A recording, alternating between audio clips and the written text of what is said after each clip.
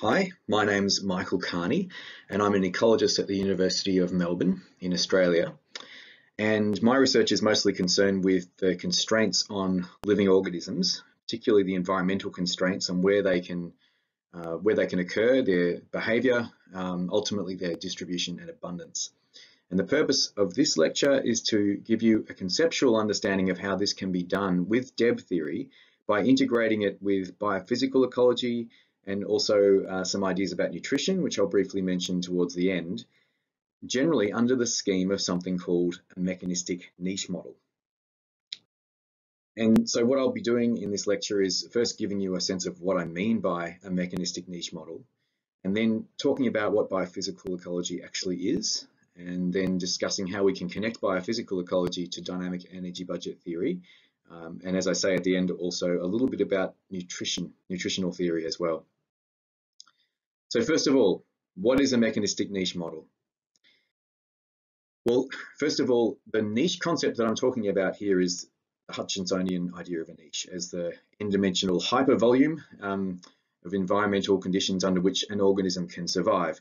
It sounds complex, but it's a simple idea where if you have a variety of different environmental axes, and so here we have humidity, temperature, and rainfall, what we can do is describe or draw a box within this environment. It may not be a box, it could be an ellipse or some other shape that captures the range of those conditions of those environmental variables in which the organism can go through its life cycle and ultimately reproduce. And if we're talking about just the physical constraints on the organism, leaving aside any biotic interactions, competition, predation, disease, that sort of thing, then we have what's called the fundamental niche, which is this light blue box. And then the realized niche is a more restricted space that accounts for those biotic interactions. So this is the niche concept, and this is Hutchinson on the left, who originally pointed out or came up with this concept of the n-dimensional hypervolume. So what we can do is use our understanding of the niche, which is really a characterization of the environmental space that the organism is able to survive in, and make predictions about where in space those environments are available, and as a result we can make predictions about where species can occur. And this is the field of species distribution modeling, and it's done in two ways that are quite contrasting, and most commonly it's done in what's called correlative approach, which is where you take your environmental layers and you derive a descriptive depiction of that environmental space, that niche, using some kind of algorithm. It could be a very simple filtering algorithm like Bioclim, or it could be a more complex algorithm that can describe more complex shapes than boxes in environmental space like Maxent. But whatever the case, you characterize that environmental space. You can see a characterization here. And then you project that to the landscape to see where those environmental conditions, those combinations of environmental conditions occur.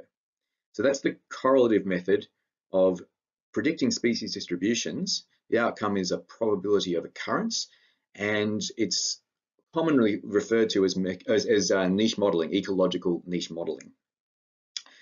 Alternatively, what we can do is take those environmental layers and then take a model of the organism from first principles interacting with its environment, and then calculate performance of that organism, and that can be in terms of reproduction or survival, development, growth, these sorts of things, and then map those responses to the landscape to try and predict where constraints occur on where the species can be. And so that is the idea of a mechanistic niche model.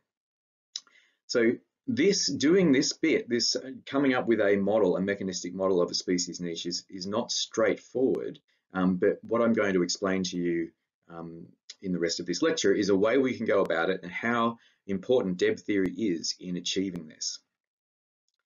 So in terms of thinking about a mechanistic depiction of the niche of an organism, there are all sorts of different processes that are going on constraining the organism, but thermodynamic constraints are always present, no matter what.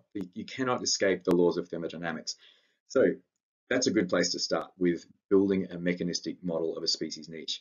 So let's consider some organism, and the organism we'll consider is the military dragon from Australia. This organism, like any other organism, is an extremely complex entity. And by the second law of thermodynamics, it should start to fall apart.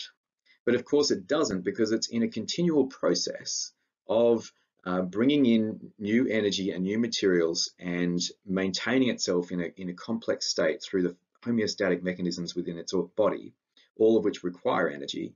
And so when we think of an organism, it's really more of a process than a substance.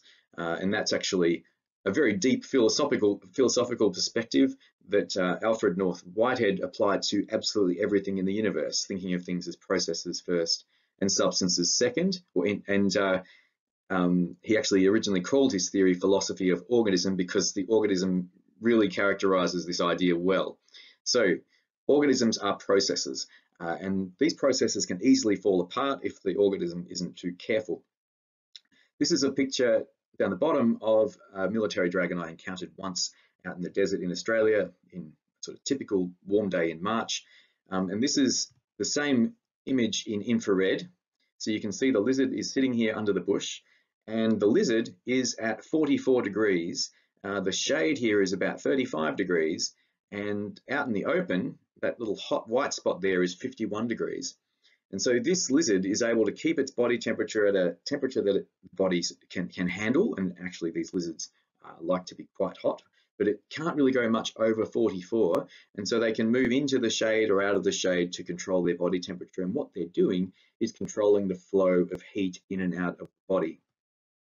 And this is an example of a thermodynamic process. What we do in thermodynamics is we define some part of the universe as a system of interest, and we draw a boundary around it. So inside the boundary is the system, and outside is everything else, which you can think of as the environment.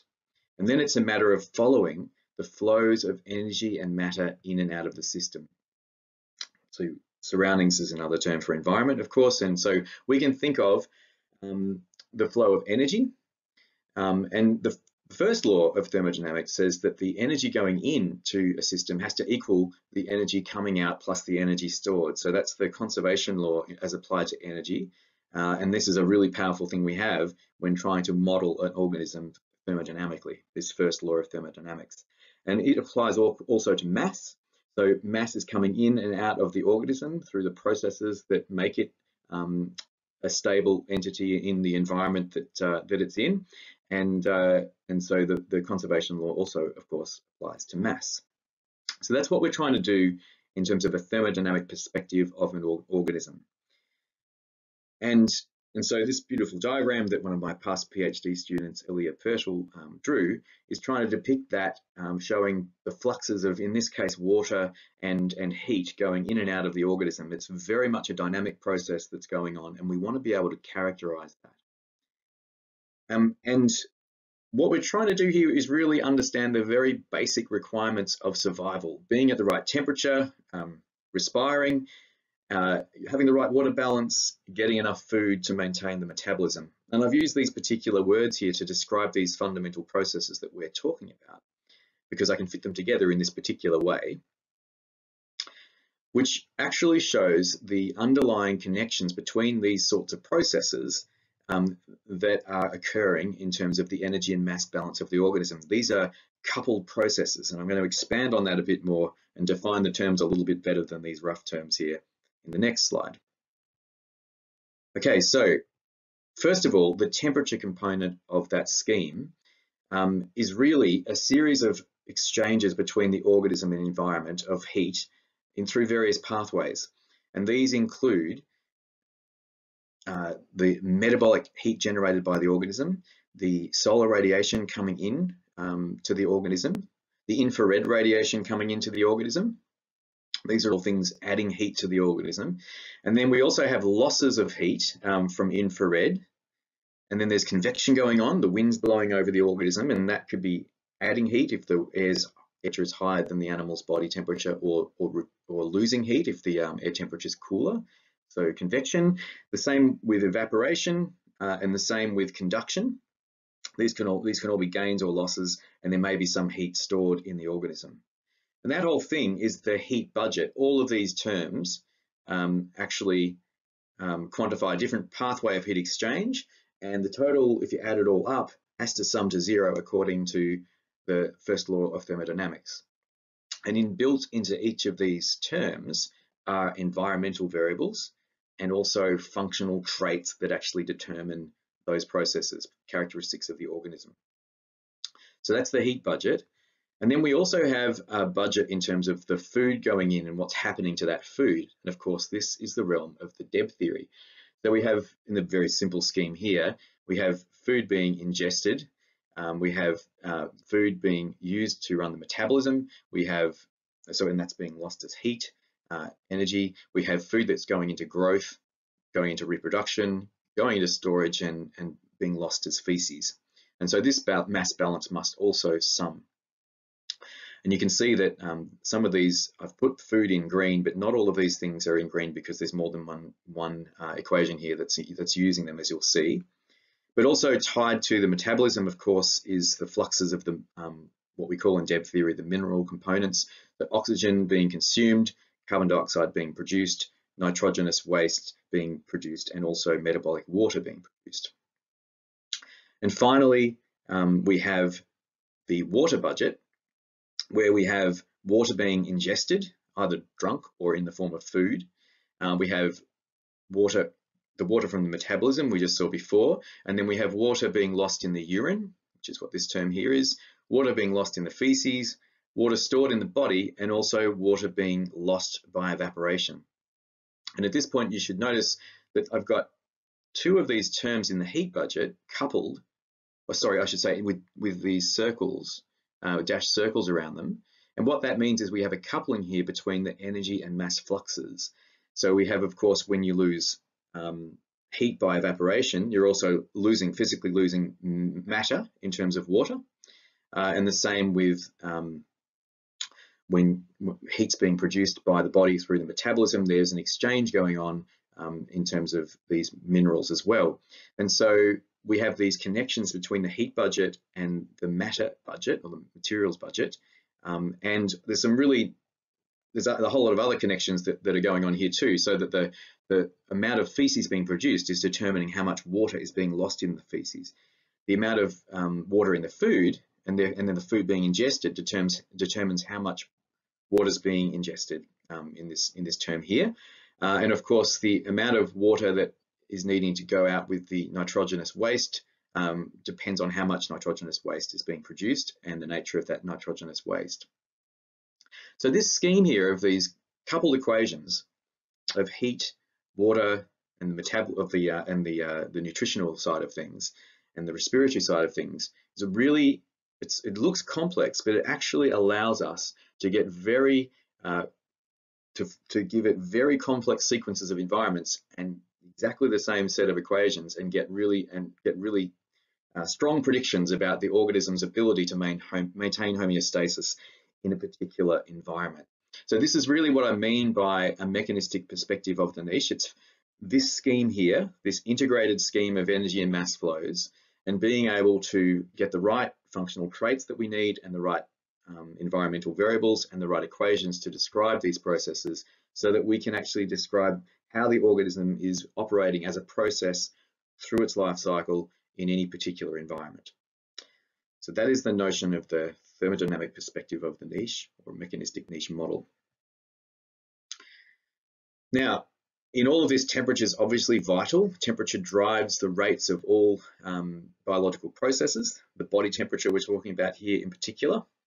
And so in the case of a lizard, for instance, its respiratory rate, as measured by the oxygen consumption rate, goes up in a non-linear manner with the body temperature, and it's nicely described by the Arrhenius function that we use in the dynamic energy budget theory.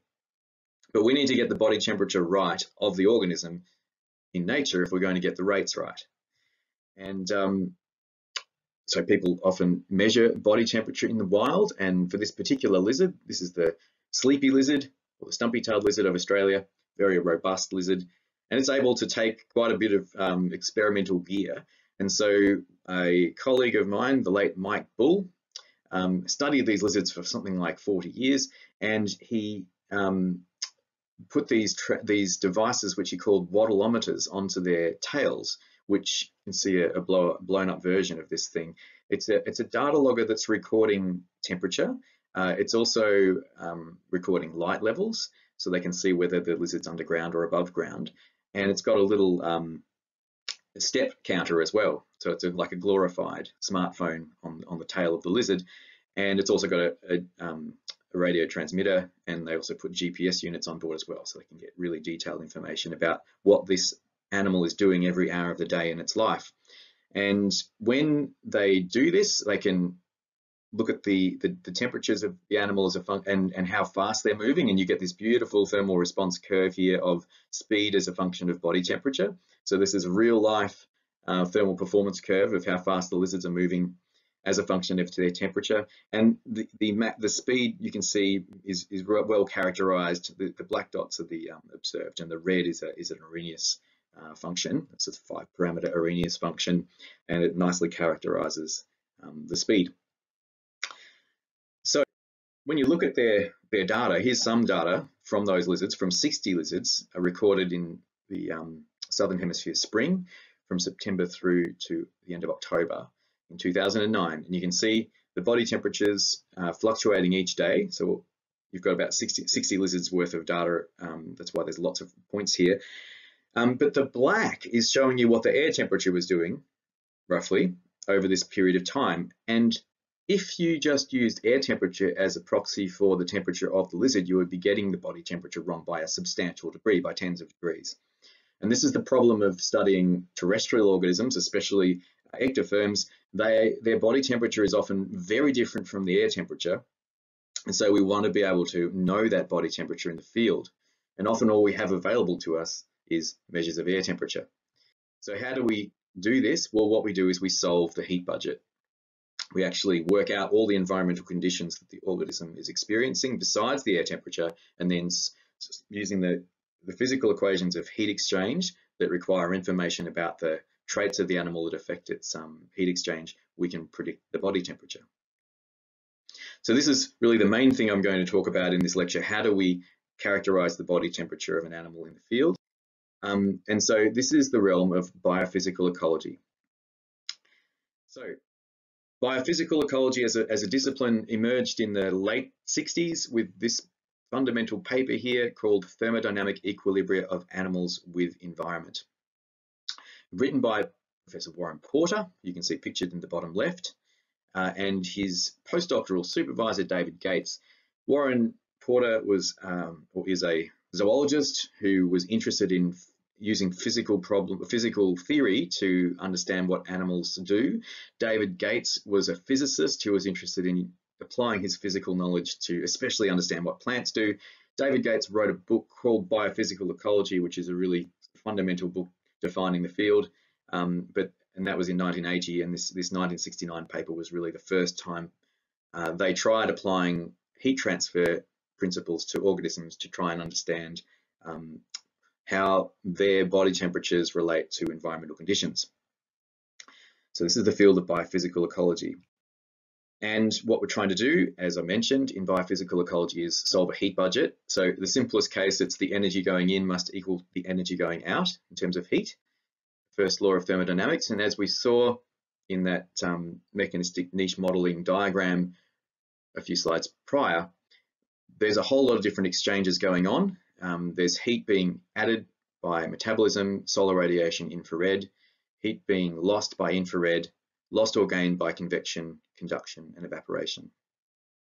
So we want to be able to characterize all of these things. And to give you a really simple example of how this can be done, we're going to make the simplest possible heat transfer budget of an ectotherm.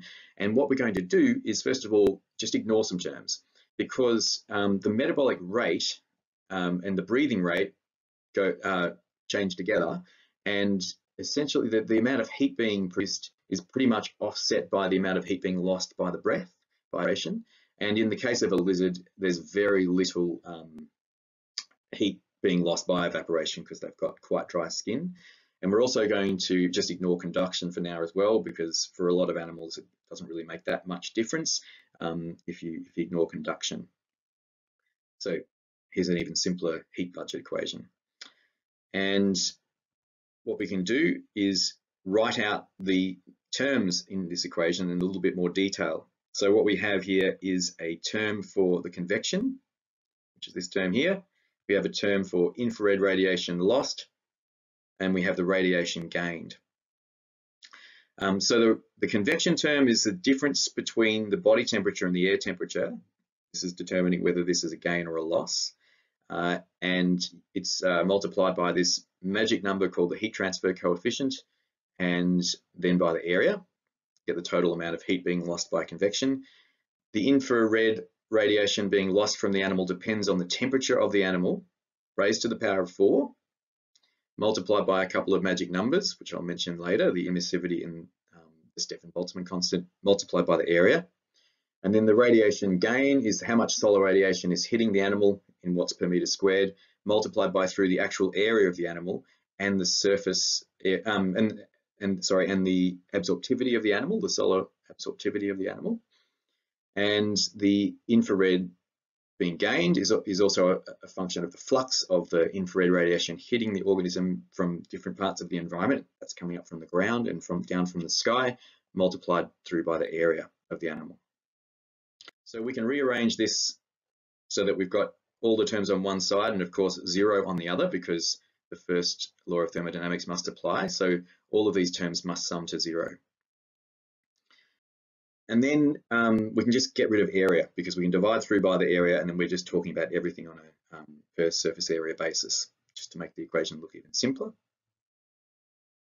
We can take the radiation term and just lump the solar and infrared radiation coming in into one term, QA. And then we have quite a simple looking equation that we need to solve.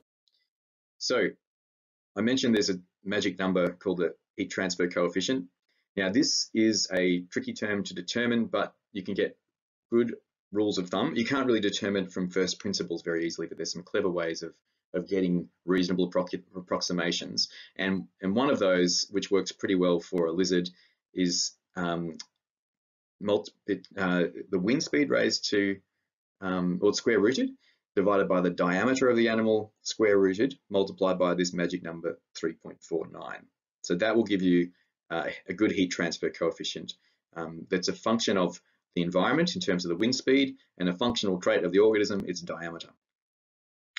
And then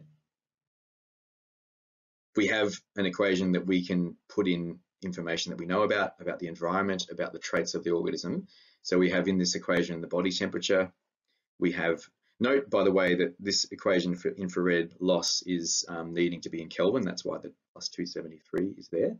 So we have the body temperature, we have the air temperature, the total radiation absorbed, the wind speed, the diameter of the organism, this term called the emissivity, which relates to infrared exchange. And so just out of interest, aluminium foil has an emissivity of near 0, which cuts out any heat exchange by infrared. And the Stefan-Boltzmann constant, which is just a constant conversion factor, which is a well-known number. So the problem is that the body temperature is sitting here in these terms, and we can't actually rearrange the equation to get it as body temperature equals and then everything else on the other side.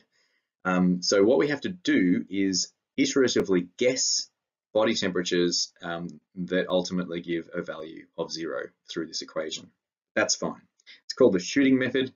It's done in Deb theory in some situations, including working out the energy of the egg. So that means we can say, all right, if we know that the diameter of the animal is, say, 1.5 centimeters, the wind speed is 2 meters per second in this environment, the air temperature is 20 degrees, and there's a total radiation flux of 700 watts per meter squared, we can put those numbers into our equation. These are all our knowns, and then we only have this one unknown body temperature. And if you can actually just start with the air temperature there, and then see whether it's positive or negative and adjust it accordingly. And you'll find that you need to put in a body temperature of about 26 degrees, and that will solve this equation so that it sums to 0. And that would be the temperature of a lizard of this diameter in this wind speed, this air temperature, and with that radiation flux. So that's what we're doing with biophysical ecology. It's very similar to Deb theory. It's using basic physical principles to solve something important about the organism In this case, it's body temperature. And so going back to the sleepy lizard, it may seem perhaps unplausible that we can actually do this and predict accurately what an animal's doing in the field, given all the complexities of microclimates in the field and of body temperatures that result from that. But this is what I showed you before, where you've got air temperature quite badly estimating the body temperature when we just plot air temperature raw. But if we use these physical equations and convert them into what we estimate the body temperature should be from physical principles, you can see we could get it almost perfectly right. So it is actually possible to use this kind of approach in practice and predict accurately the body temperatures of terrestrial animals in the wild. Of course, all the things I'm saying here are not so much a problem for aquatic organisms because their body temperature is usually very close to water temperature, but not always. And some animals are actually producing a bit of metabolic heat, and that can also be accommodated with these kinds of biophysical models. Now, I just mentioned the word microclimate before. So what we have if we're wanting to make maps of species distributions are interpolated weather station layers like air temperature. And these are interpolated, of course, from about 1.5 meters above the ground in these little boxes called Stevenson screens, which are all about getting the air temperature of the region, not near the ground, trying to get a broad measure of the air temperature of the atmosphere just near to the ground. And so, of course, these lizards are living on the ground, and we need to know the conditions down near where the animal is. So we don't want to use in the biophysical equation the air temperature at 1.5 meters. We want to know the air temperature about 1 centimeter above the ground to predict the temperature of a lizard like this. But not only that, we want to know the ground temperature because that's driving the infrared flux and affecting conduction if you're including that. We want to know the solar radiation coming down on the animal. We want to know the wind speed down near the ground as well. And a variety of other things, the radiation, long wave radiation or infrared that's coming down from the sky. Whole series of things we need to know, in fact, that are demanded by those equations of heat transfer. But it's possible to model microclimates in the same way it's possible to model the body temperatures of organisms. And as I'll show you in the second lecture, we can do this with microclimate models. So all this complexity that we see in real microclimates, here's an infrared image of that place where the military dragon was living. We can actually capture with microclimate models that account for the angle of the sun, the slope and aspect. They can account for how much shade there is in a given location. This is a fisheye lens camera looking up from a given spot on the ground. They can account for the processes of evaporation, including soil moisture or frost and also snow. And we can put quite sophisticated models of soil moisture into these microclimate models and actually properly characterize the environment. And that's really half the battle of doing these biophysical calculations, is getting the microclimate right. But I won't go into the details of microclimate modeling here, but there is a lot that's been done, especially recently, in being able to take environmental conditions from databases that are global and predict microclimates hourly anywhere in the world. So through those processes, we can characterize this temperature part of the mechanistic or thermodynamic niche model. And yeah, when we think about this in terms of the niche idea, we have these environmental layers, and from this set of environmental layers, we can compute microclimates of the available range of wind speed, humidity, and air temperature, and so on in the environment. Within these biophysical models, we can also incorporate behaviors so that the organism, from the available conditions, is able to find the best combination that get it either within its survivable range to start with, and even better in its target range if that's available. And so the organism can move around in its environment behaviorally and use combinations that are available of these different environmental variables that are driving body temperature, so that it can stay within its temperature range that it can operate well under. So this is, of course, the process of homeostasis, and we can characterize this with the biophysical model. And out comes the body temperature, which is what we needed all along, and that's a critical thing for modeling a species niche. Just as important, of course, as temperature is water, and I'm going to be very brief about water, but we can work out the exchange of water by evaporation through the same kinds of equations as we were talking about with heat transfer. So we've got a couple more, or a couple of infrared pictures here. There's a frog and there's the lizard that you saw before, and you can see this frog. Its body temperature is a lot lower than the air temperature. This is sitting on a rock actually, and the rock's about 34, and the air temperature is about the same. This is at night time, but the frog temperature is down about 25, and that's because there's a whole lot of water evaporating from its skin. And even this lizard, you can see its head, you can see its eye quite clearly, and that's because there's water evaporating from the eye of the lizard. So if we're wanting to understand water exchange from an organism, we have the water being lost from the surface of the animal, but we also have water being lost by respiration as the animal is breathing. So to characterize water loss rates, we need to know the area that's involved in evaporation. And in a frog, it's the whole area.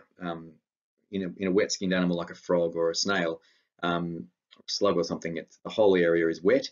But in a lizard, actually, this area is going to be something like 0.1% of the surface of the animal. But we have an area that is losing water, and then sort of similar to the convection equation you saw before, we've got a differential about the environmental humidity, if you like. It's actually the vapor density, and we've got the vapor density near the skin, which is it's near 100% humid near the skin. So there's a certain amount of water per volume of air near the skin that's sort of at a maximum possible. And then we have the environment's humidity. And so the difference between these two terms, it's not humidity, it's vapor density, is driving the flow. We've got an equivalent term to the heat transfer coefficient in here, which you can actually compute if you know the heat transfer coefficient with some clever engineering techniques. And this gives you a flux of mass of water.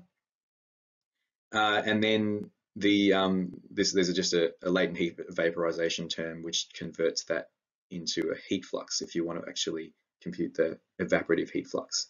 So this is just letting you know that the equations exist to get the water being lost from the surface and to account for the effect of that on the body temperature, but also of course, to get the amount of water that the animal's losing to its environment, which is very important in terms of its water budget. And then also, because we know the metabolic rate of the animal ultimately from the Deb theory, but also if you don't have Deb theory, some kind of allometric function.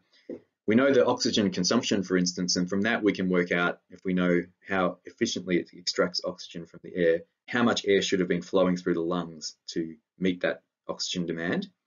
And so from the amount of air flowing in and out of the lungs, we can work out, if we know the humidity of the air outside and we know the inside the animal's saturated air, we can work out the flux of water from breathing and then convert that into a heat flux.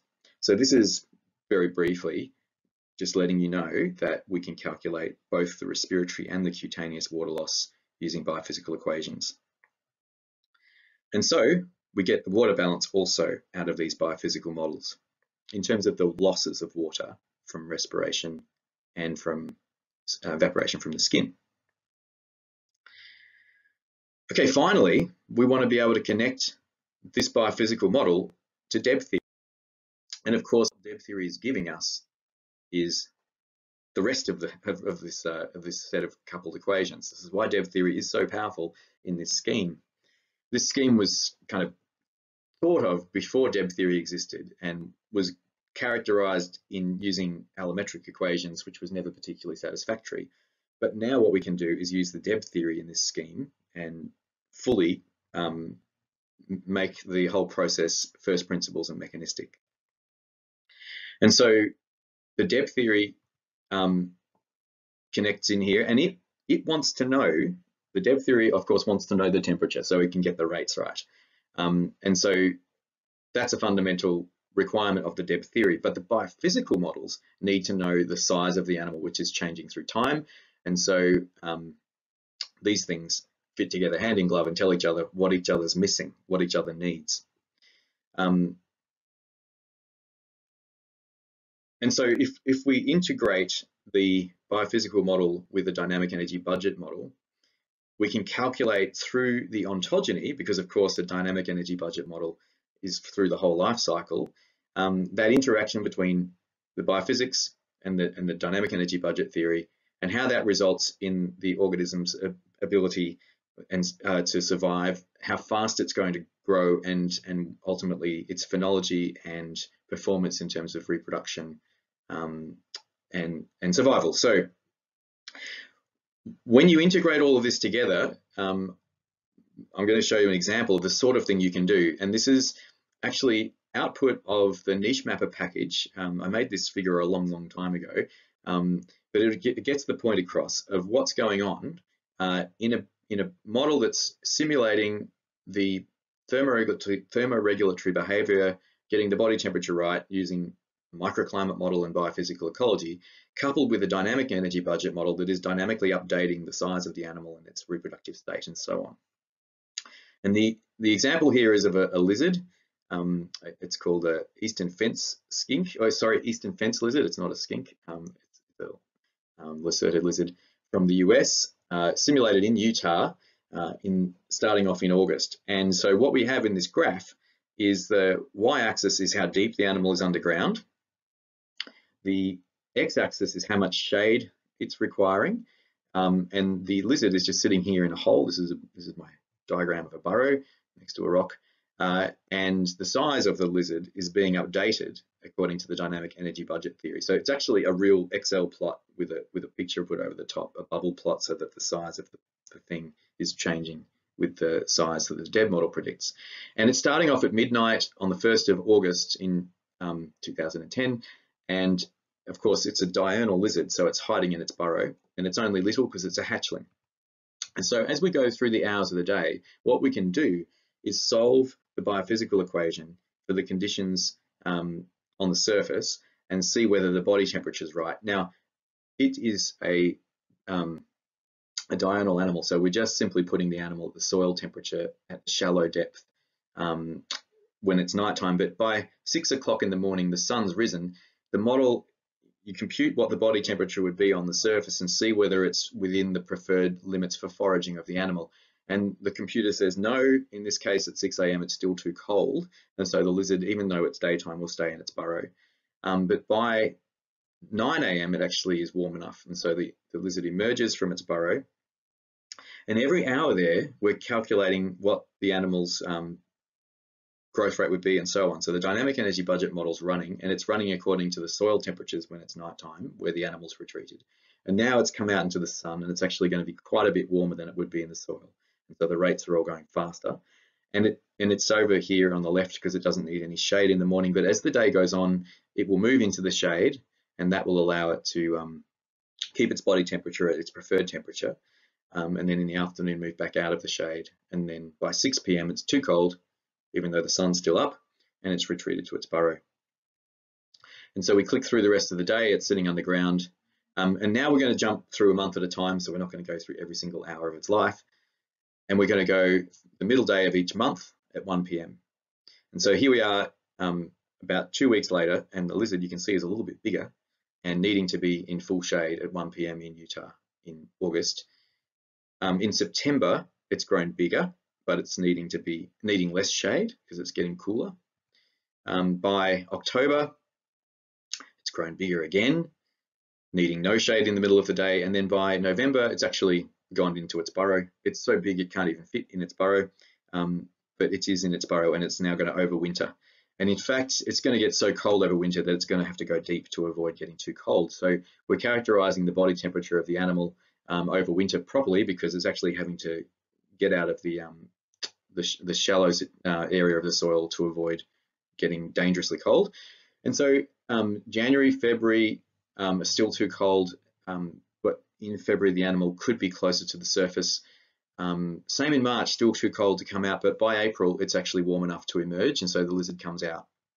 And you might be able to see that there's a little clutch of eggs in it. So I've also got the size of the reproduction buffer in this bubble plot, and as time goes on, you'll see the lizard keeps getting bigger, the reproduction buffer is building up, and then by the end of July, it lays its eggs and loses its mass. And so you can imagine, you can characterize this through the animal's life cycle at a given location and work out really important aspects about its reproduction rate, and also things like how many hours would it be active. If you know the survival rate per hour active, you can work out mortality rates and so on, and ultimately make a prediction about the whether the animal could potentially survive at that location. So here's an example of a trajectory of a sleepy lizard where we just hold temperature constant. This is plotting wet mass. This is a dead model running over 15 years. You can see the egg stage in blue, immature stage in red, and then the mass is going up and then dropping suddenly when it's reproducing. And this is what you would see if you just had the animal at a constant temperature of about 30 degrees or so. But in reality, this is a calculation that is using the biophysical model, and it's doing getting the heat budget right, but also getting the water budget right. And it's actually using, as we saw before in the coupled equations, what we can get out of the Deb theory, of course, is the fluxes of water, CO2 and oxygen and nitrogenous waste, and we can then close that whole water budget and work out how much water does the animal have, and make the behavior of the animal and the survival of the animal relate to its water budget as well. And so we end up with a much less smooth looking trajectory of growth and reproduction than if we just hold environments constant. So we can see that by having the dynamic energy budget theory, not only can we inform the biophysical model of the size of the animal, and that will affect, of course, the body temperature. The biophysical model gives us part of the water balance, but the dynamic energy budget theory tells us the rest of the water balance, and so we can get the full heat and water budget and the nutritional budget. But of course, and I should say, so once we have that, we can then ask questions about, for instance, what is the importance of water versus temperature in constraining a dry-skinned ectotherm like the sleepy lizard? And I had a go at this a few years ago. It's in a paper in Ecological Monographs if you want to read more about it. But I used the model to compute things like activity, how deep they'd have to go, the starvation level that they would have, desiccation level, size, weight, reproduction in the first year, the month when they would have their first babies, the numbers of babies they'd have, and the survival probability. And ultimately turned that into, you can see here, a prediction of the net reproductive rate, and so was able to make some hypotheses about the importance of different factors in limiting the distribution. And just out of interest, if you look at the top graph, that is one where you assume water isn't limiting. So that the more green, the more suitable it is for the animal. And in Australia, as you go north, it just gets warmer and warmer, and so it gets better and better. But in fact, when you account for water, you see that these arid areas of Australia, and also a lot of the northern areas where it's nice and warm, they would be running out of water. And so it just shows how important, even for a very dry-skinned animal like that really robust-looking sleepy lizard, water can be really important. And we were able to access this perspective using the integration of the biophysical models with the dynamic energy budget model. Lastly, the nutritional environment is critical, and there are lots of different food types out there that may be more or less suitable to the animal, and the distribution of those food types through space will strongly affect the behavior and distribution and abundance of a species. And it's really a missing chunk of the perspective of the niche of the organism. And I had this picture of this book on the very first slide, The Nature of Nutrition, which is by Steve Simpson and David Raubenheimer, and they have this beautiful way of looking at nutrition, which is very similar sort of niche-like perspective to the way we think about temperature. And very briefly, you can think of the food requirements in terms of the macro molecules that the organism's eating, macronutrients, in a multidimensional space, just like we do with environmental conditions that relate to the heat budget. So we could have carbohydrates, protein, water, and other micronutrients, salt, whatever we want, multidimensional. And we can characterize the available foods as rails in this space, that are these certain proportions of protein, carbohydrate, and water, for instance. And what the organism can do is, there might be what's critical about this whole thing is, just like they have a target temperature, they also have a target range or nutritional state that they want to get to from the foods available. Of course, if it's an animal that's carnivorous and it's eating something that's exactly the same composition as itself, that may be pretty much, they're feeding on a nutritional rail that's identical to themselves, and that's no problem. But the sleepy lizard is a herbivore, and so usually, plants aren't exactly the right composition. And so what the animal can do to get into its nutritional target, its survivable and its preferred range, is just feed on one food for a while, then on another food, and then another food. And basically in the same way as it's maybe able to draw from the available conditions in the environment that affect body temperature, they can also behaviorally eat different foods at different times depending on what their requirements are. And ultimately, if we can connect all of this together, then we can have a nutritionally explicit depiction of the niche that allows us to characterize how environmental variation in space and time in the food available construct the niche. So we can do this in the dynamic energy budget theory. It hasn't really been done in practice very much, but in theory it's possible, because instead of, this is the normal scheme of the DEB theory, where we have one food, one structure, one reserve, and one type of feces, and we have the fluxes of those. Instead, what we can do is add actually separate the reserves into a protein reserve and a non-protein reserve, for instance, and then we can have multiple foods, and of course there's combinations of the feces that result from eating those multiple foods. We can incorporate, basically what we're doing here is incorporating a multiple reserve model into the DEB theory in a particular way to characterize the way that an animal would grow when feeding on, in this particular case, protein foods explicit in terms of the protein and non-protein components. So non-protein being lipids and carbohydrates. So normally, this is the normal scheme of the DEB theory with the synthesizing units in there. So if food is eaten, assimilated by the assimilation SUs to turn into reserve, and then the SUs for growth and maintenance work on the mobilized fluxes to produce the structure and maintain the structure, and the same down the maturation path. But what we can do is expand this to have the food is assimilated into a protein and a carbohydrate reserve. And the scheme's a bit more complex, and there's obviously you've got to be careful about how the dynamics occur in terms of whether the protein reserve or the carbohydrate reserve is being used for maintenance versus growth, because of course growth requires building blocks, requires proteins, whereas maintenance doesn't necessarily, especially if it's maintenance to do with just heat production. But the point is, you can make a scheme. It's more complex, it has more parameters, but it can handle this situation where you have these two basic reserves that one's hungry for savory foods, one's hungry for sugary foods or carbs, and then we can, if we can get this going, ultimately, if we have a nutritional landscape where we have known nutritional quality across that landscape, we can understand how the organism would be behaving to get those foods. But of course, those foods are going to be sitting in places that are thermally potentially challenging, and potentially challenging in terms of the water budget. So you can imagine, if you tie all of these things together, we can really get some deep understanding about the constraints that given habitat arrangements may have for where organisms can and can't occur. And if we integrate the DEB theory properly with this kind of multi-reserve model, we may also be able to see how the actual requirements of the animal are changing with ontogeny. So there may be different requirements when an animal's growing versus when it's reproducing, and also depending on how much energy it's using for thermoregulation or locomotion and so on. So that is the thermodynamic scheme for characterizing the niche mechanistically, and hopefully it's clear that this is potentially a very powerful thing to do, and also how important the dynamic energy budget theory is in this scheme.